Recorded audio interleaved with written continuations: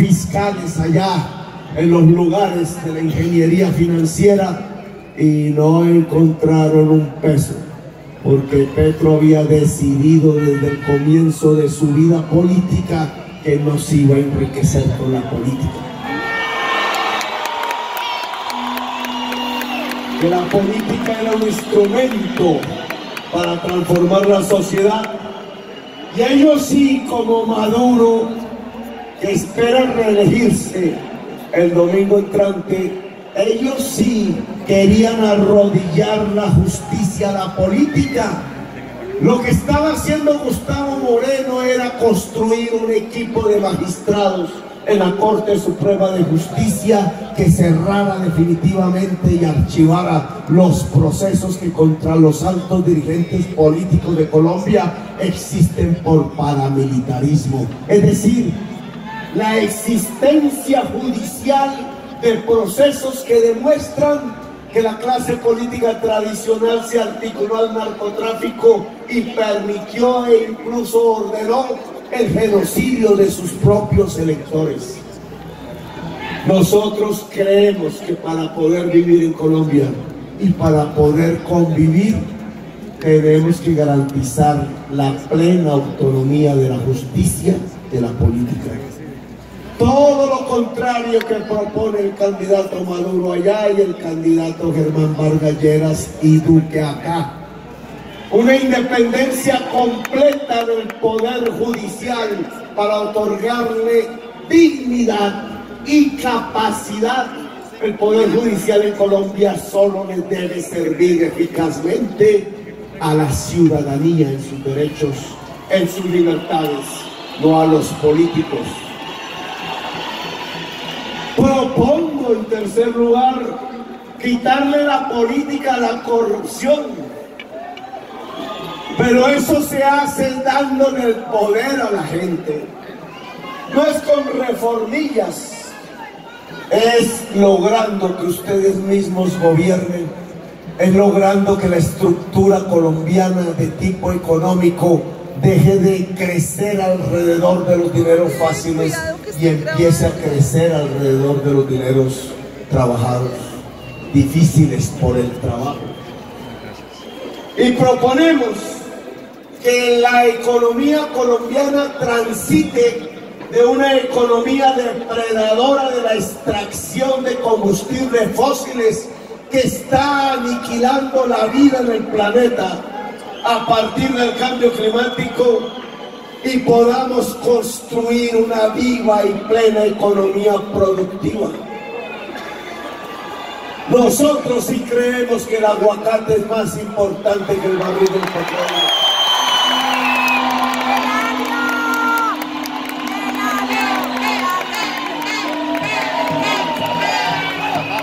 No somos ignorantes cuando lo afirmamos. Si el candidato Duque de verdad hubiera estudiado en Harvard, se hubiera dado cuenta del tema.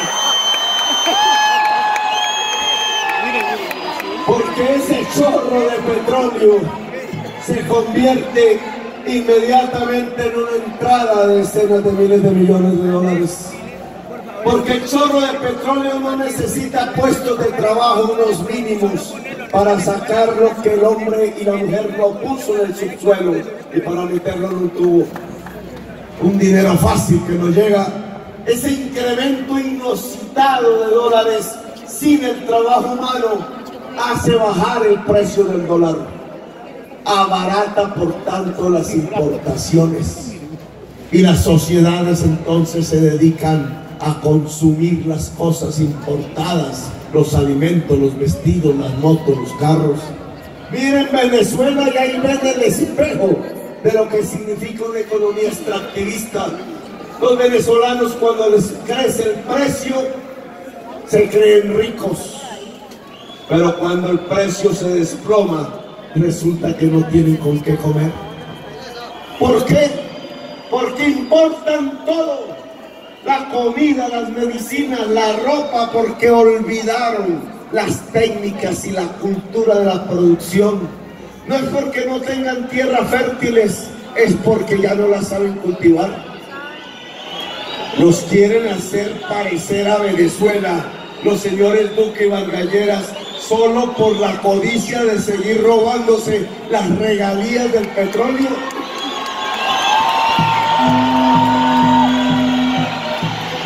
Nosotros no creemos en ese modelo. Paradójicamente y contrario a lo que repiten un día tras otro nuestros medios de comunicación, lo que queremos es exactamente lo contrario de lo que está pasando en Venezuela. Allá quieren cerrar las cortes, aquí también Duque, no Petro. Allá matan jóvenes, aquí también Uribe y los falsos positivos.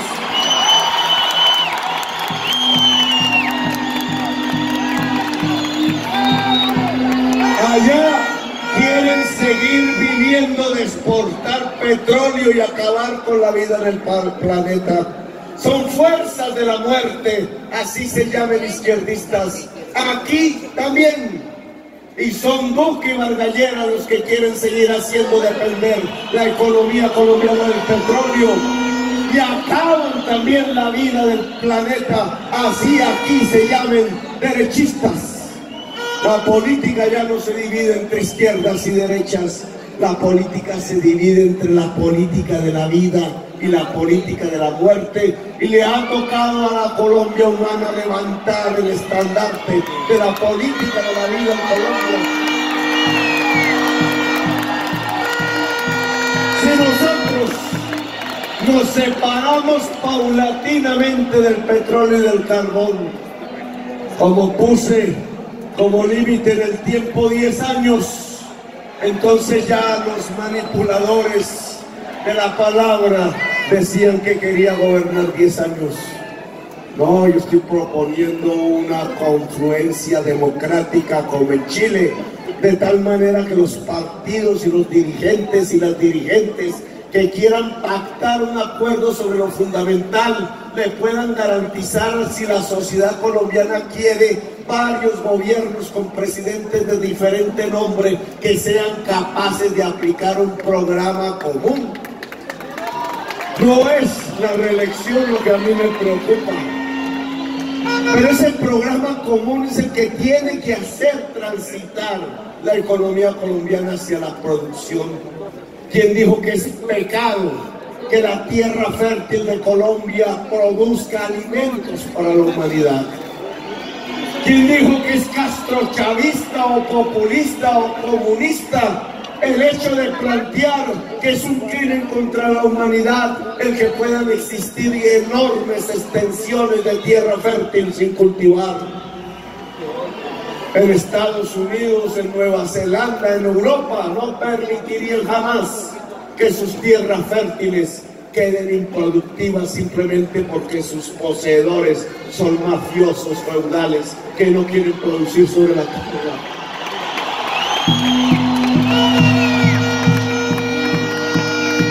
Producir alimentos y por tanto usar el agua en otro propósito. El agua tiene que ser antes que nada para la gente. El movimiento de la salud preventiva nos obliga a que el agua potable sea primero para los niños, las niñas, los seres humanos.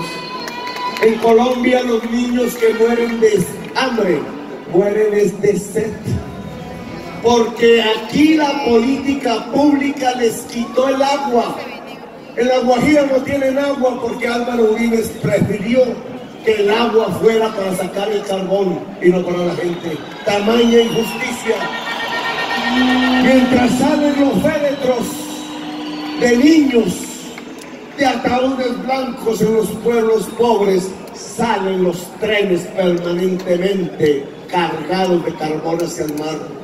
Eso es una injusticia. Así no se puede construir una nación. Así no podemos construir la paz. Por eso tenemos que tener una prioridad diferente hacia el agua. En la Colombia humana no habrá fracking, queda prohibido. En la Colombia humana no habrá licencias mineras ni en los páramos ni en las tierras fértiles, ni en la selva amazónica, ni en las zonas de reserva. Y las zonas de reserva incluyen la reserva Tomás Van der Hamen. Que olvídense, señor Peñalosa, que si yo soy presidente de Colombia, voy a permitir que se hagan edificios en donde tienen que haber árboles para la vida de la generación venezolana.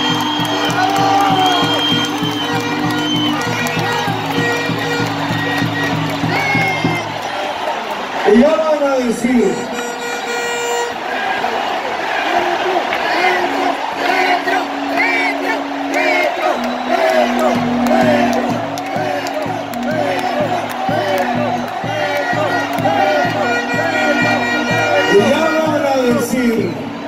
que es que Petro es ignorante porque no entiende que se necesitan minerales para la industria.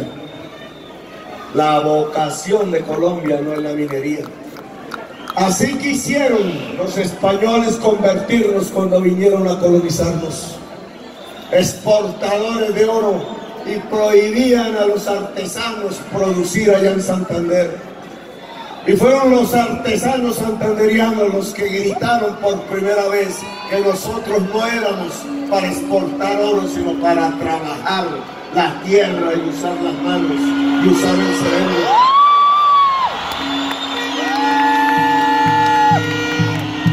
Apoyaremos sí la minería ancestral y les ayudaremos como Estado a que no depreden, a que sus tecnologías de viejos mineros ancestrales no dañe el agua, no dañe la tierra.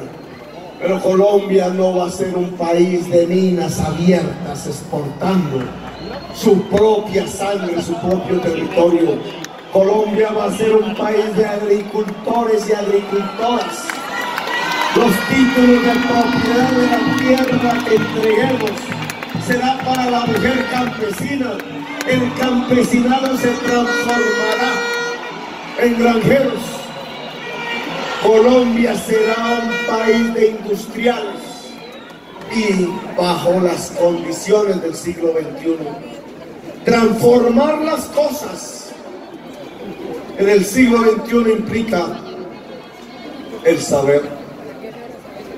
Levanten ustedes un momento sus celulares prendidos y llenamos la Plaza de Bolívar de celulares prendidos, de luces como las estrellas.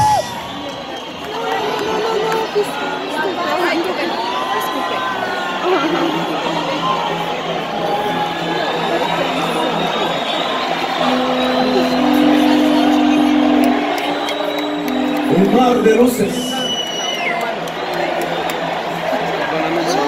símbolo. Que se ponga, coja esa con la otra mano para que salga en televisión. Cójala con la otra mano. Quiero que lo miren bien. Esta. Símbolo de lo que esas luces representan. Para que cuando le enfoque televisión salga con la... de un artefacto que solo se puede hacer con el cerebro humano. El cerebro humano es la base principal de la producción del siglo XXI. Es el conocimiento del cerebro, es el alimento del cerebro, que es la educación.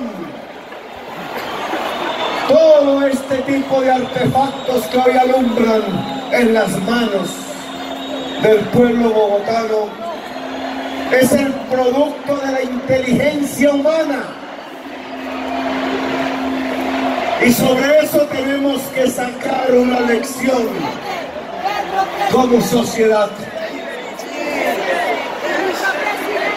Si el cerebro humano es el principal medio de producción, ¿qué le pasa a las sociedades profundamente desiguales con la economía del siglo XXI? Es una reflexión que tenemos que hacer en esta sociedad, la colombiana.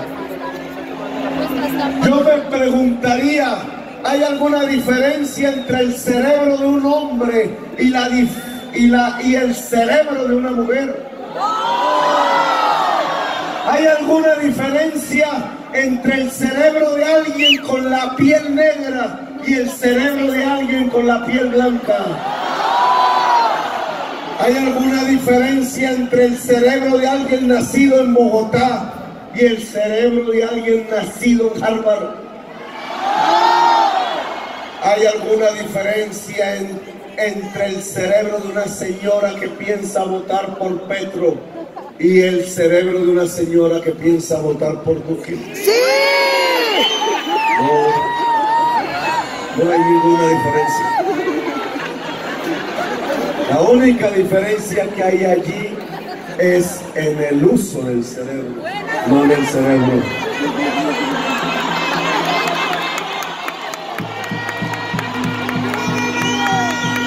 Pues fíjense que el cerebro es un órgano físico democrático, plantea la igualdad. Si una economía productiva necesita fundamentalmente del cerebro humano, serán sociedades más ricas en el siglo XXI aquellas que permiten la inclusión social de tal manera que pueda usarse productivamente la totalidad de los cerebros humanos.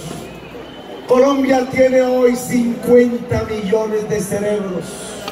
La red básica de la posibilidad de la riqueza social, pero por su desigualdad social inmensa, excluye la mayoría de los cerebros, los bota a la caneca de la basura, los mete en un sifón.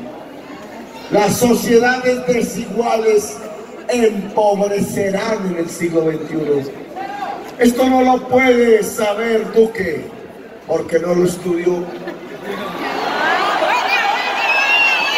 Y esto no lo puede saber Germán Vargas, porque se acostumbró a estudiar la lógica de la maquinaria y no las lógicas de las ciudadanías. Por eso no pudo entender por qué paga un acto de rap o de hip hoppers y le aparece todo el teatro gritando por Petro. No puedo entenderlo. Antes de haberse tirado esa plata, me hubiera pedido un consejo y se lo hubiera dado.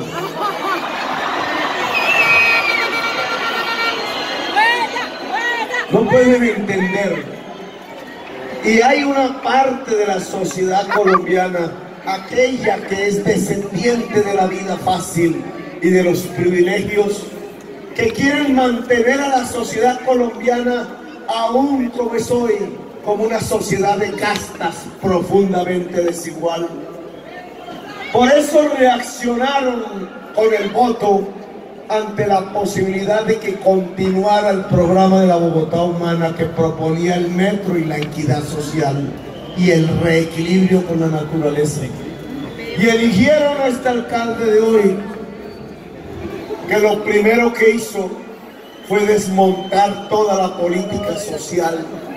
Y hoy podemos mirar los datos estadísticos. Mientras nosotros habíamos reducido la pobreza en 500.000 personas en apenas 2 años, Peñalosa aumentó la pobreza en 200.000. Y a la prensa de Colombia no le interesa esta discusión, porque entonces ¿cómo podría acertar en su lógica discursiva de todos los días diciendo que Petro fue un mal gerente y que Peñalosa ha sido el gran gerente? Si tuvieran que analizar esto, desatarían una mayor votación por Petro, y a los medios de comunicación, sobre todo a sus propietarios, no les interesa que Petro sea presidente. Y no les interesa por una razón que a mí me parece miope. Los 5 grandes magnates de Colombia desconocen que el mundo de los negocios, que el mundo de la riqueza, que el mundo de la producción se hace mejor y es mayor si hay un contexto de equidad social sano, así hay un contexto de desigualdad social insano. No han podido entender todavía hoy, pasados 18 años del siglo XXI, que las sociedades se hacen más ricas y cada vez más ricas si son más equitativas y cada vez más justas. Y que esa equidad y justicia tiene que ver con muchas estructuras y políticas públicas, pero con una fundamental, que es insoslayable, y es que para tener una sociedad rica basada en el saber, hay que tener una sociedad del conocimiento. Una sociedad del conocimiento.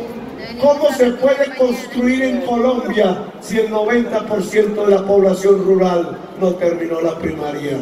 Y si el 60% del total de la población no terminó el bachillerato. La manera de acercarnos, lo ha propuesto la Colombia humana, es que la actual juventud y la actual niñez puedan acceder sin barreras a la frontera del saber, a la educación superior. Porque es la manera de que paulatinamente en el tiempo hacia adelante la sociedad colombiana deje de ser la ignorante académica de hoy, que solo ha suplido esa ignorancia con los instrumentos de su propia sabiduría popular, de la propia sabiduría ancestral. El Estado le expropió la educación a Colombia. El Estado le expropió las tierras a Colombia. El Estado le expropió las aguas a la sociedad colombiana. El Estado le expropió la salud y la vitalidad a la sociedad colombiana. El Estado le expropió el crédito a la sociedad colombiana y el Estado le expropió la educación a la sociedad colombiana. Cuando yo dije que quería comprar las tierras del norte del Cauca en 30.000 hectáreas para solucionar una problemática intensa, alguna periodista el otro día ya estaba diciendo que iba a expropiar. O sea, que cada vez que ustedes vayan a una tienda, un barcito, a tomarse una cerveza, tienen que decirle a la vecina de la tienda: le voy a expropiar una cerveza.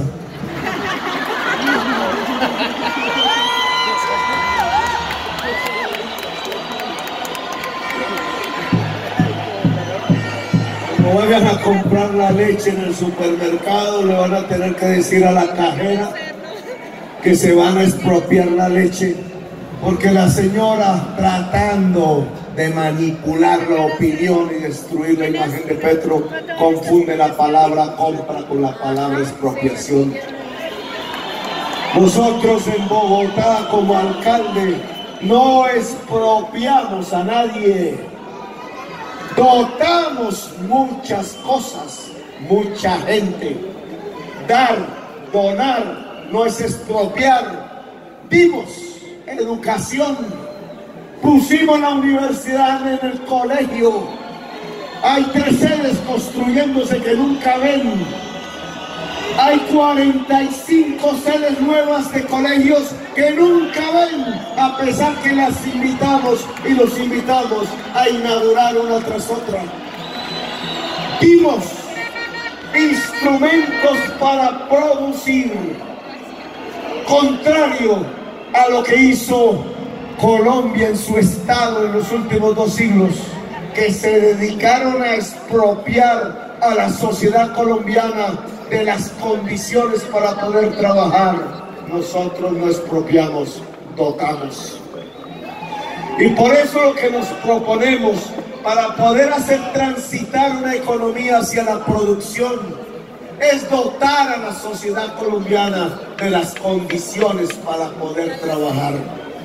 Y las condiciones para poder trabajar, si se trata del mundo asalariado, implica la derogatoria de la reforma laboral de Álvaro Uribe Vélez y César Gaviria. porque el día tiene que volver a terminar a las 6 de la tarde, porque el festivo tiene que volver a ser festivo, porque la jornada laboral debe ser de 8 horas y porque no se puede reemplazar un contrato laboral con los contraticos basura de 3 meses con los que acosan sexualmente a las mujeres. Es dignidad. Si queremos que Colombia se industrialice, señores magnates y señores de la clase política tradicional, si queremos que Colombia se industrialice, toda la tierra fértil debe producir alimentos y los trabajadores tienen que tener un mejor salario real. Y el salario real puede aumentar en Colombia si derogamos una reforma laboral absolutamente indigna y perversa con el mundo laboral, la reforma de Uribe y la reforma de César Gaviria. Pero por el otro lado, en donde no hay trabajo asalariado, que es la mayoría de la población colombiana, porque en estos 2 siglos ni siquiera se pudo desarrollar el capitalismo en Colombia. Si el capitalismo se hubiera desarrollado en Colombia, la mayoría de los trabajadores y trabajadoras serían asalariadas. Y la mayor parte de la sociedad colombiana no tiene salario. Gana menos que el salario mínimo. Son ingresos del rebusque, del cuenta propia. Una economía raquítica que se volvió más raquítica cuando Andrés Pastrana decidió articularla al mundo del petróleo y del carbón. Esa economía del cuenta propia de ingresos, para que pueda cobrar dignidad, tiene que ser dotada de condiciones de trabajo para poder aumentar los ingresos. Y esas condiciones son salud, son energías limpias.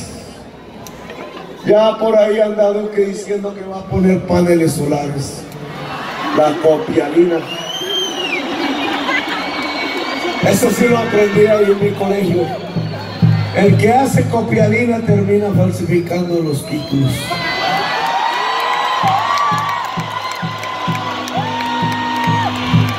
Pone una perversidad. Dice, voy a poner paneles solares en las zonas no interconectadas. ¿Y por qué no en las conectadas? Porque ahí están sus amigos generadores de la electricidad que controlan las tarifas. Energías limpias, salud, educación, son las condiciones para poder trabajar al lado de espacios, tierras fértiles y agua, y al lado del capital democratizado a partir de democratizar el crédito. La millonada de personas, millones y millones que dependen hoy del gota a gota que maneja el narcotráfico, demuestra que viviendo bajo la usura no pueden progresar, pero que la banca privada decidió quedarse solamente con los grandes negocios y dejó expósita a la sociedad colombiana del crédito.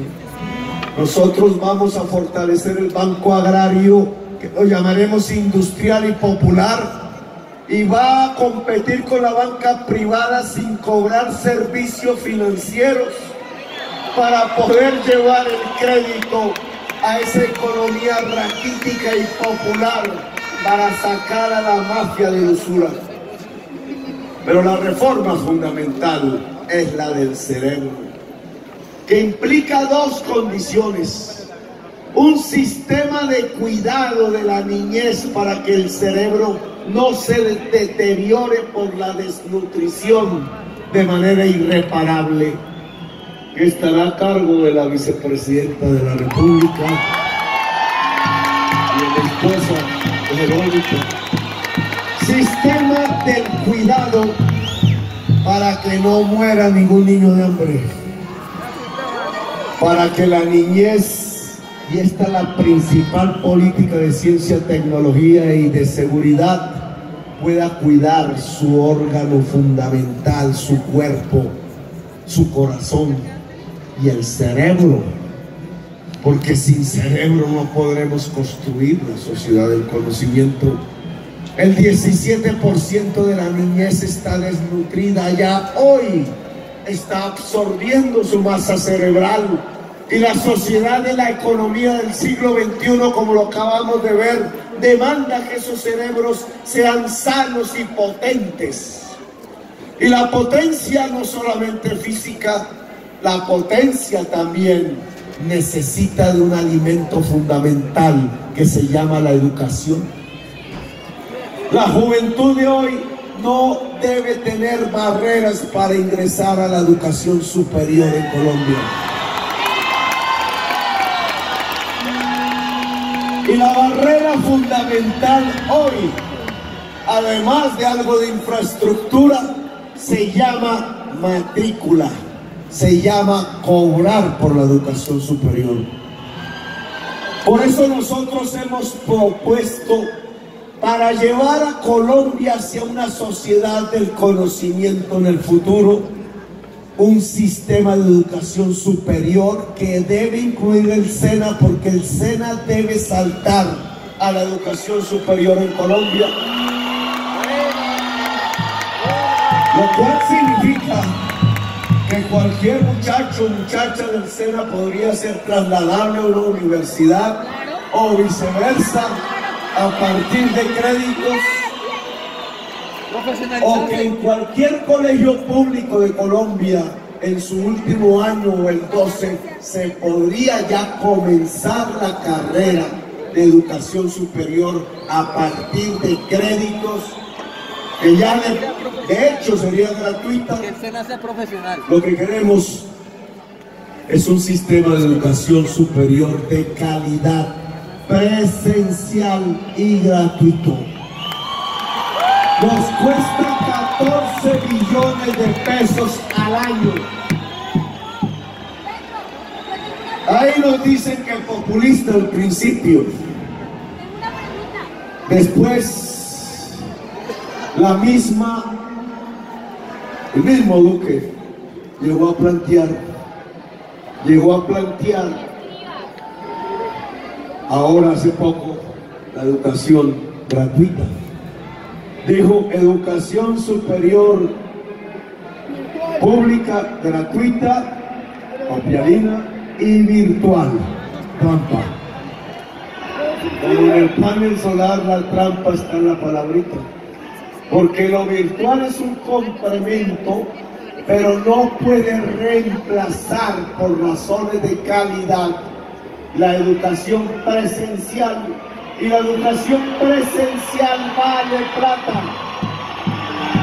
El cálculo que hemos hecho, de acuerdo a nuestra experiencia en la Universidad Distrital de Bogotá, es que cuesta 14 millones de pesos un sistema de educación superior público presencial de calidad y gratuito.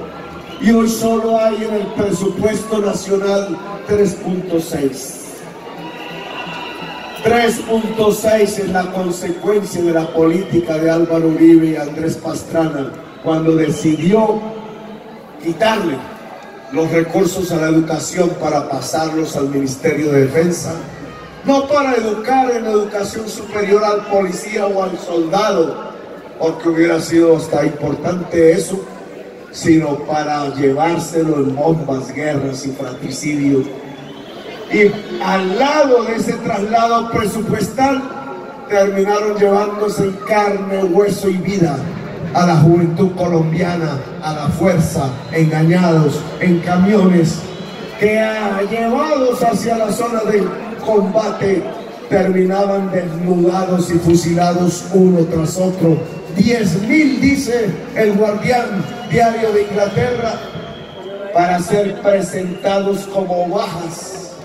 Y para que RCN y Caracol sacaran las imágenes, y para que un pueblo entonces levantara los pañuelos blancos pensando que el César había garantizado la seguridad a partir de enormes hogueras donde se quemaban los cuerpos de los seres humanos de la juventud. Aún a mí me preocupa cómo puede haber madres que quieren votar por Uribe cuando está demostrado que Uribe mató 10.000 jovencitos solo por demostrar que una política de seguridad construida sobre la muerte podía resolver realmente los problemas de la seguridad. Yo tengo que decir que la consigna no es mataos los unos a los otros. ¿De dónde acá el cristianismo ahora tiene que defender dirigentes políticos que han puesto como insignia en su bandera mataos los unos a los otros? A mí me enseñaron otra cosa y creo que no me enseñaron mal. La consigna que debe defender cualquier político que de verdad tenga una raíz ética y un compromiso con su sociedad es el amaos los unos a los otros.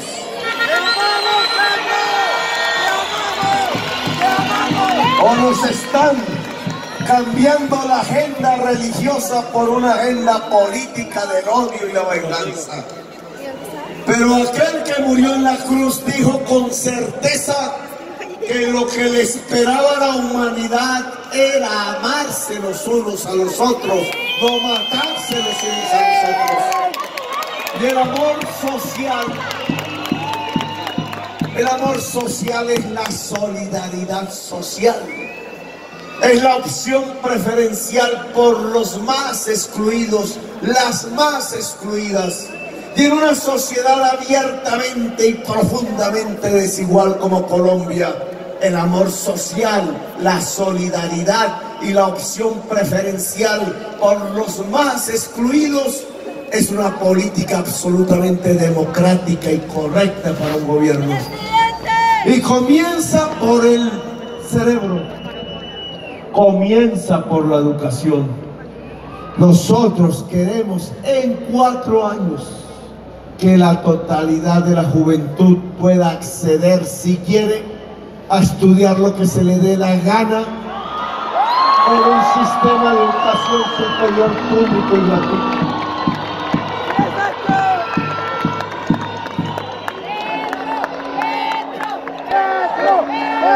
Solamente por un criterio religioso o ético o por una ideología determinada. Es porque lo vieron ustedes, no es posible producir riqueza en el siglo XXI sin el cerebro, la inteligencia y el saber. Y por eso, si queremos llevar a la sociedad colombiana hacia una sociedad del conocimiento, tenemos que generalizar la educación superior en el conjunto de la juventud colombiana. Son 14 billones. Si se le rebajan los impuestos a los magnates como propone Vargas Lleras y Duque, no habrá la plata. Si no hacemos la reforma al sistema de pensiones, que se está cobrando 13 billones anuales del Estado, a partir de subsidiar los fondos privados de pensiones que no dan pensión, y a partir entonces de sostener a Colpensiones que sí da pensión, 13 billones, nosotros podemos lograr liberar esos recursos y trasladarlos a la educación y trasladarlo a la viejita y el viejito que hoy no tienen nada. ¡Abuelo! Por encima de la línea de pobreza, si hacemos que todos los cotizantes de fondos privados de pensiones coticen a Colpensiones. Y eso se llama una reforma pensional. Solo a partir del 4º salario mínimo para quien se lo gane puede haber la posibilidad de una consignación libre en fondos privados de pensiones. Pero de 4 salarios hacia abajo, los fondos privados de pensiones no dan pensión. Por eso la tasa de recuperación que llaman Es decir, el porcentaje de la pensión sobre el salario en un fondo privado de pensiones es del 22%, mientras en Colpensiones es del 75% del salario. Nos están estafando. Y la cuantía de la estafa es 230 billones que ya controlan.